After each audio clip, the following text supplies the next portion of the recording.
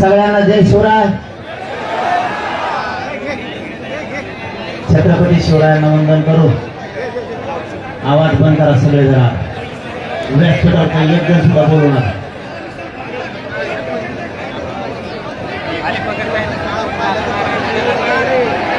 सगळ्यात अगोदर तुमच्या सगळ्यांचं मनापासून कौतुक करतो. एका हक्यावरती तुम्ही लाखोच्या संख्येनं धावून आला त्याबद्दल तुमचे नतमस्तक होते. तुम्ही मात्र ढकलाढकली करू नका.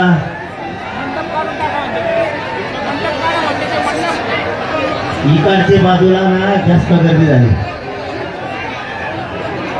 आवाज येत नाही. साऊंड फिरा तिकडे. आता येतो का नाही? इथं सगळं मराठ्याजवळ.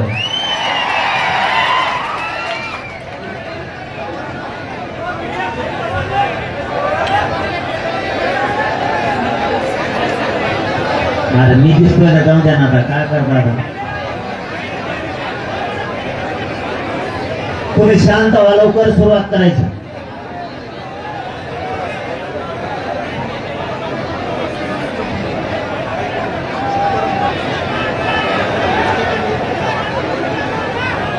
आहे तिथं बसा बरं. तुम्ही आहे त्या जागेवर बसा म्हणजे सुरू होईल लवकर. माहिले बिल्डिंग वर बसले का तिकडं वर?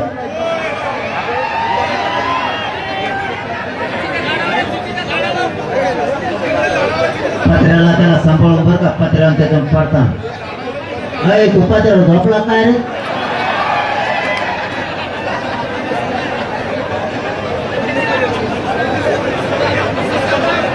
काय होईल ते हो मुंबईला.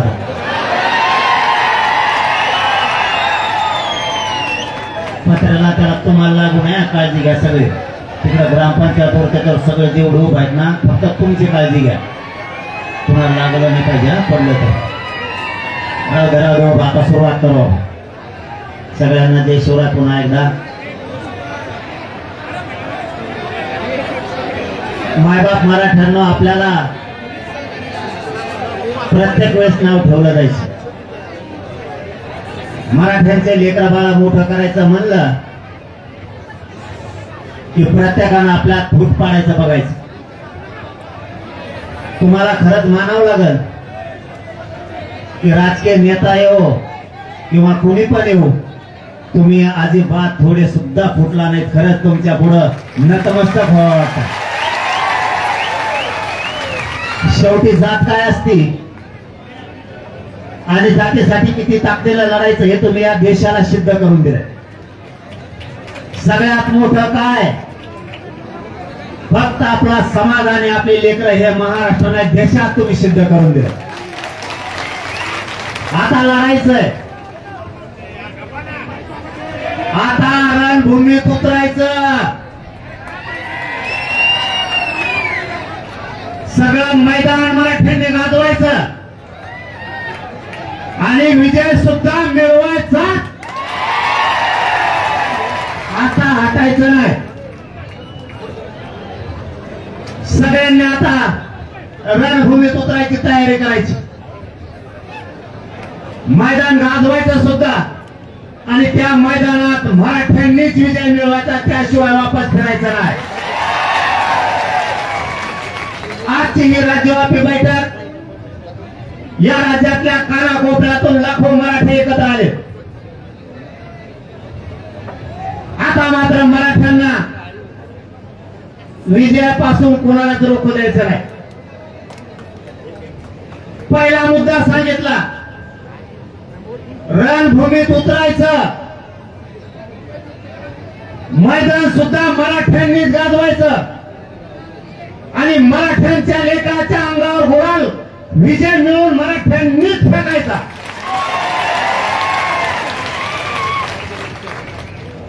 आता लढाई आरपारची आणि अंतिम. 2 वर्ष झालं मराठा लढतोय. हा 2 वर्षाचा संघर्ष आणि लढाई आता मराठ्यांनी जिंकायची म्हणजे जिंकायची. 2 वर्ष सातत्याने आपण लढतोय. ही अंतिम लढाई आता मराठ्यांनी पार पाडायची. मायबापावर एक महत्वाचा विषय सांगतो. राजकीय लोक पक्ष कोणताही असू द्या, स्वतः निवडून येण्यासाठी मरमर करतात रात्रंदिवस, आणि त्यांच्यासाठी पण तुम्ही. पण हे गोष्ट तुम्ही यातून लक्षात ठेवा, तुमच्या लेकरासाठी कोणी मरमर करत नाही, तुमच्या जातीसाठी कोणी मरमर करत नाही. त्यासाठी तुम्हाला मरमर करायची. तुमच्या लेकरासाठी आणि तुमच्या जातीसाठी हे शब्द लक्षात ठेवा. सगळ्यांनी झटून राहायचं, एकानं परमा गाठायचा आहे. कोणत्याही पक्षाचा मराठा असू द्या, कोणत्याही पक्षाचा मराठा असू द्या, त्यांनी स्वतःच्या लेकरावर गुलाल टाकण्यासाठी आता सज्ज व्हायचं. 75 वर्ष झालेत मराठा समाज वाट बघतोय आरक्षणाची. आलं बरं का आता अंतिम टप्प्यात. थोडं राहिले, त्याला पण कळलं थोडं राहिलं म्हणून. त्याला पण कळलं थोडं राहिलं. फक्त 8-9% मराठा राहिला आरक्षणात जायचं. चायला या बारीना दंगा फाडायचा. मागचे मित्र, आपण मायबाप समाज आपला वाट बघतो. आरक्षण कधी मिळत, देण्याची जबाबदारी तुमची माझी. 2 मुद्दे सांगितले. रणभूमीत उतरायचं पहिलं सांगितलं. एकजुटीनं राहून आपल्या जातीच्या अंगावर गुलाल फेकायचा दुसरं सांगितलं. आणि तिसरं सांगतो, आपण बाहेर पाडल्याशिवाय आपल्या लेकराला न्याय मिळणार नाही. अजिबात सोशल मीडियावरती व्हॉट्सअप फेसबुकला बघायचं नाही.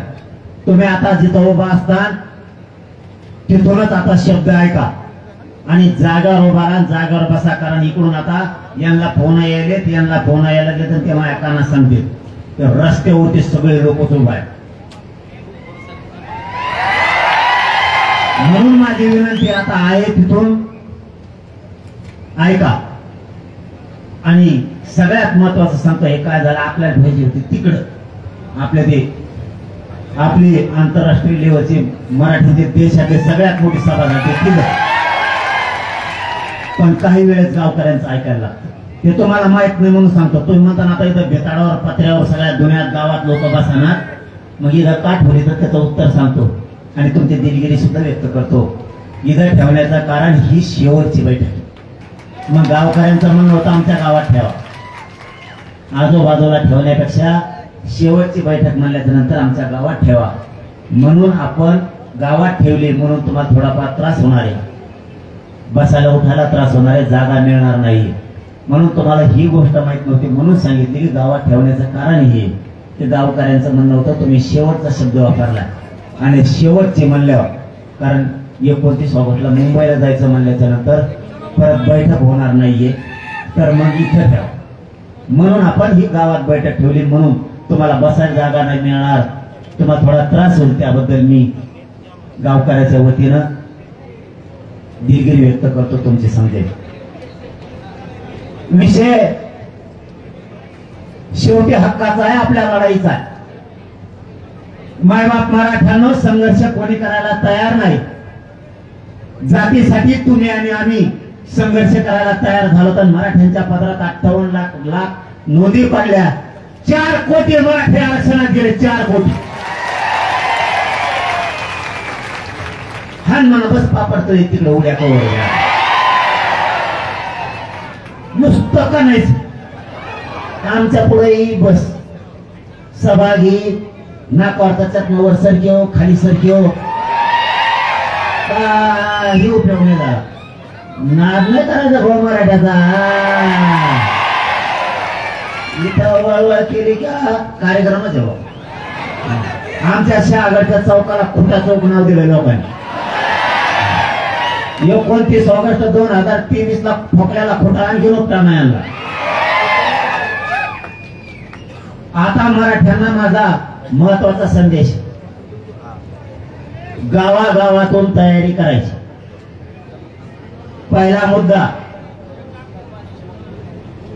आपल्याला रणभूमीत उतरायचं, मैदान गाजवायचं, विजय मिळवायचा आणि मराठ्याच्या अंगावर गुलाल फेकायचा म्हणजे फेकायचा. 2, 29 ऑगस्टला मुंबईला जायचं.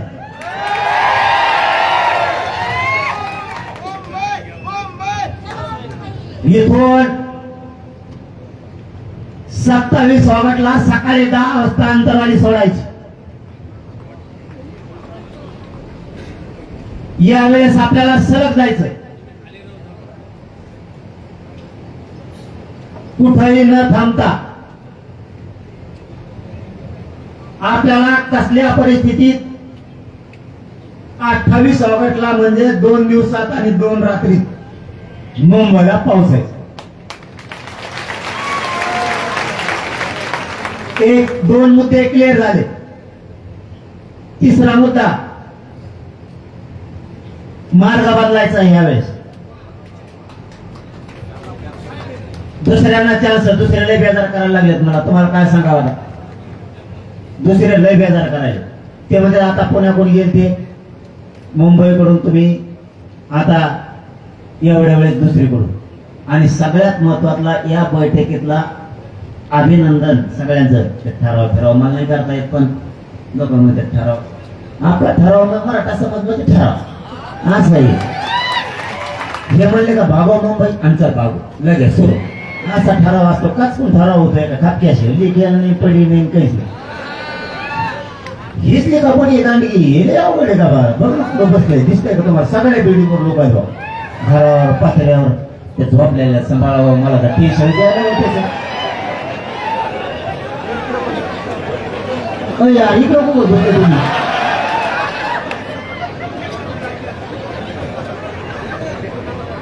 सगळ्यात महत्वाचा विषय, पुणे, मुंबई, अहिल्यानगर जाताना बीड जिल्हा, सगळ्यात महत्वाचं आपल्या सगळ्यांचं वतीनं पुणे जिल्ह्यातल्या सगळ्या मराठा समाजाचं टाळ्या वाजवून कौतुक करू. गेल्या वेळेस मुंबईला जाताना आपल्याला पाण्याचे, जेवणाचे सुद्धा आपल्या मायबाप मराठ्यांनी, सगळ्या जाती धर्माच्या लोकांनी, पुणे जिल्ह्यातल्या सगळ्या जाती धर्माच्या लोकांनी काहीच कमी पडू दिलं नाही. म्हणून सगळ्यांसाठी, सगळ्या जाती धर्मासाठी पुण्याच्या काळावर मायबापा हो, स्वतःच्या घरातल्या लेकरा इतकी सेवा त्यांनी आपली केली. स्वतः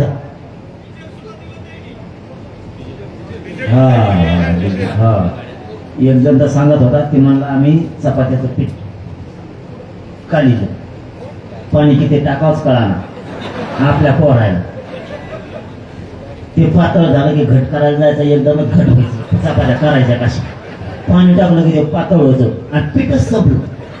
एवढा मोठा उंडाला मला टपू. शेजारी घर होते 10-12, त्यांनी बघितलं हे लेकरं नवीन येत पण जिंकायसाठी मुंबईला आले.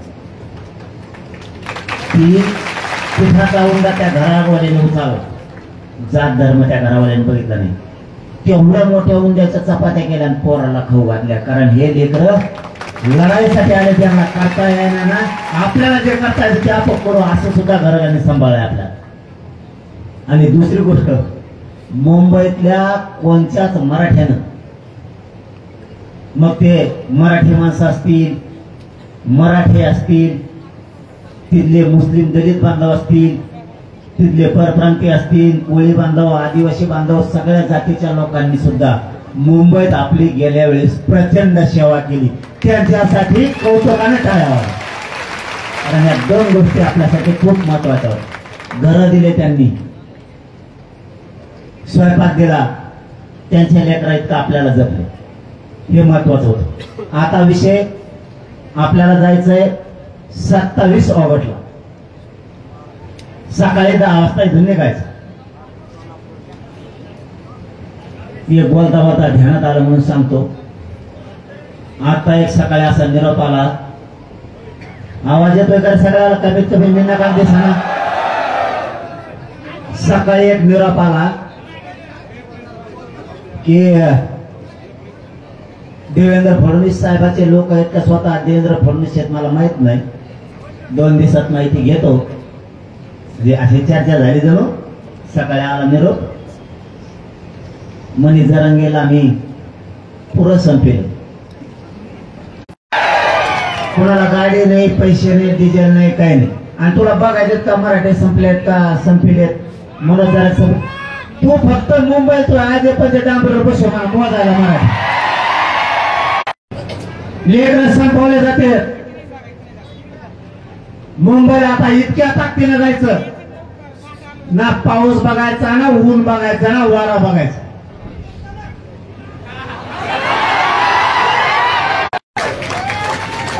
एक बी मराठा घरी ठेवायचा नाही. पहिला मुद्दा लक्षात ठेवा, मुंबईला एकाही मराठ्यांनी पुन्हा मराठ्यांना अशी संधी येणार नाही. मराठ्यांनी हुशार व्हा, वेळ आणि काळ ओळखीत जा.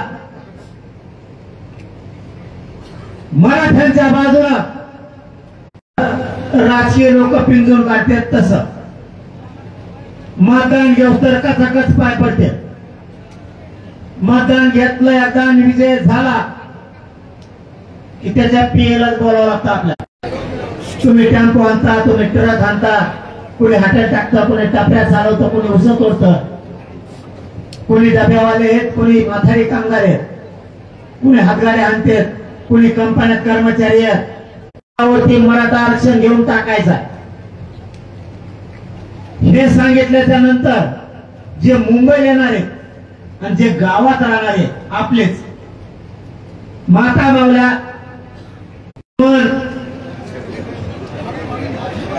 नगरसेवक, माजी नगरसेवक हे गावात राहिलेत का? चल म्हणल्याच्या नंतर भी जिल्हा परिषद सदस्य, तुम्हाला एवढंच काम देऊन चाललोय. तुमच्या लेकराला लागणारा 100 पिढ्या उठणार नाही एवढं आता आरक्षण घेऊन येतो.